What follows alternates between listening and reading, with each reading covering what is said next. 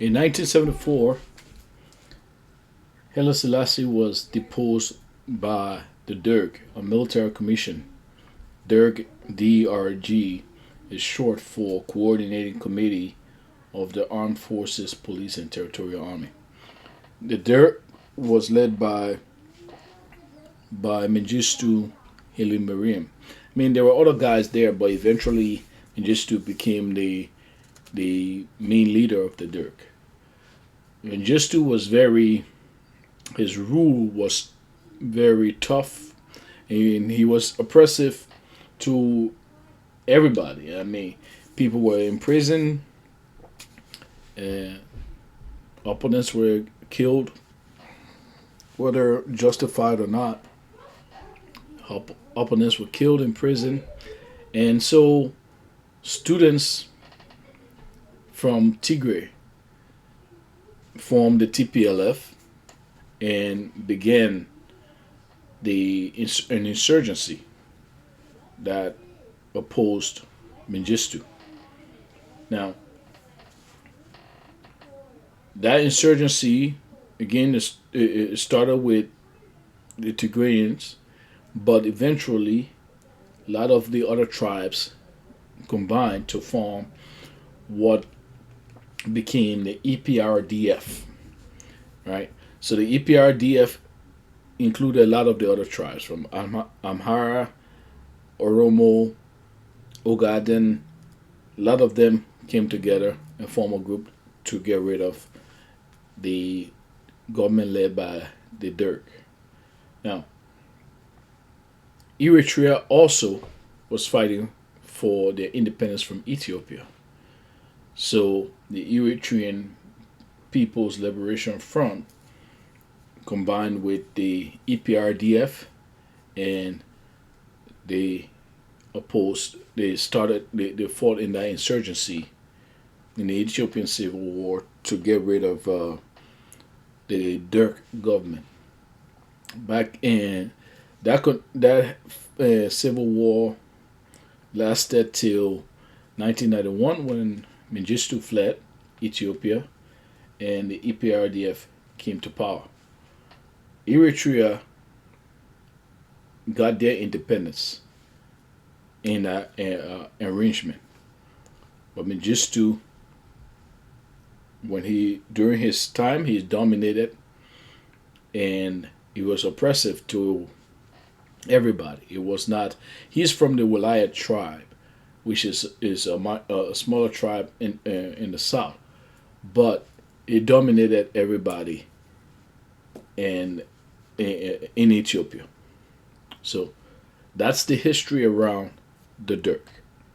We'll move on now to the next chapter.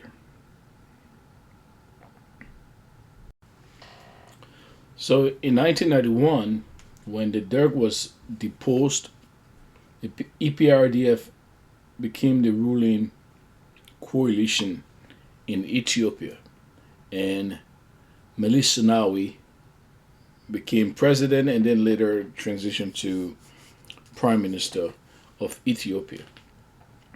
The EPRDF government was dominated by the TPLF. Remember now, they are only around 6% of the population of 100 million people, but they dominated the government. Meles Zenawi,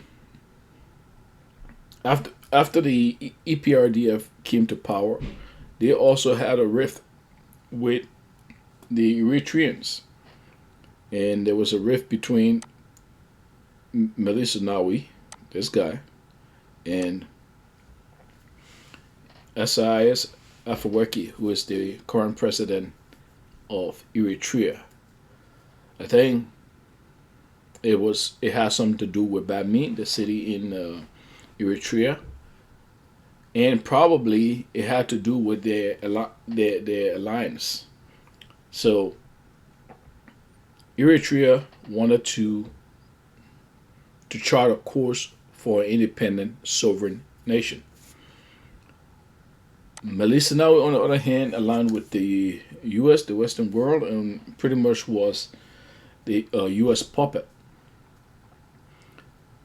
And through him, through him, they launched several different wars that against the Eritreans. So there's no loss there between the TPLF and Eritrea.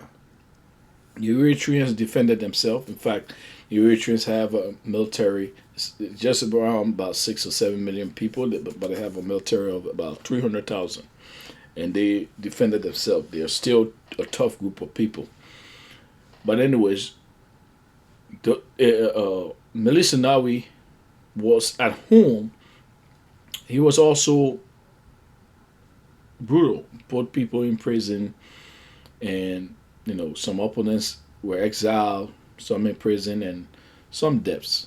But hey, he was a U.S. stooge, so there was no propaganda ran against him.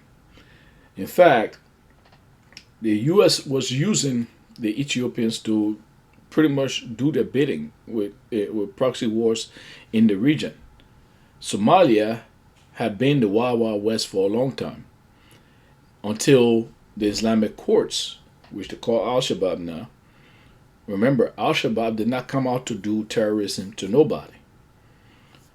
Al Shabaab was an Islamic court that came about to bring order to Somalia.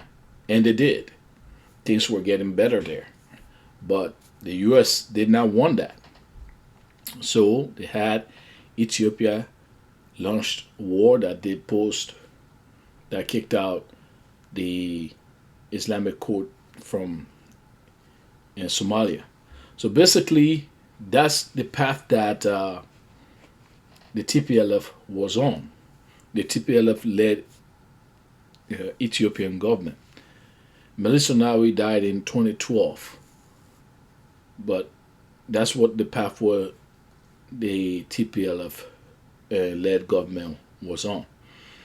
After he died, Haile Mariam Desalegn came to power again. It was the TPLF led government. But TPLF, again, there was a lot of issues, continued problems, because the TPLF, a small group, was dominating the country. So you had uprisings and demonstrations, popular demonstrations, spontaneous popular demonstrations, not color revolutions like the U.S. that the U.S. create. This was a U.S. stooge, so they had every reason to protect him. But popular homegrown demonstrations was continuous, causing problems continuously for the Ethiopian government. And that's how come they had to then go, look for a way out. Otherwise, probably things could have turned even worse for the country. Now, Abiy Ahmed happened to be part of the Ethiopian military. He was, I think, an intelligence officer. I'm not quite sure whether he was the intelligence chief of not or not, but he was the intelligence officer that he worked closely with the Americans. So Abiy Ahmed coming to power was sort of a kind of compromise. Yes, was a guy from Oromia who was within the TPLF. So they negotiated and turned things over to him. He became the prime minister. I would want to say maybe around 2018 or 2019. Abiy Ahmed came to power, and the TPLF domination of Ethiopian politics pretty much was the beginning of the end.